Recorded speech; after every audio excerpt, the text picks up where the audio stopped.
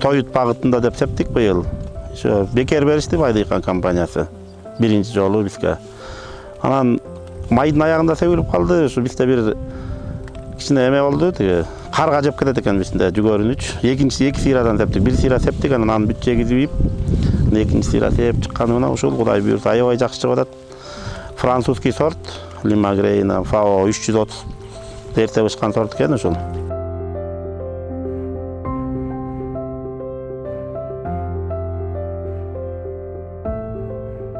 Bir гектар жерге ушул Лимагрейн сорту себилген, ушул Лимагрейндин 90 күндө быша турган, силоска жарай турган сортторун атайын тандаганбыз. Анткени бул зонада өтө суук эрте түшөт. Ошондуктан эртерээк жыйнап, эртерээк силос багытындагы ушундай жүгөрүлөрдү азыр өстүрүп атат.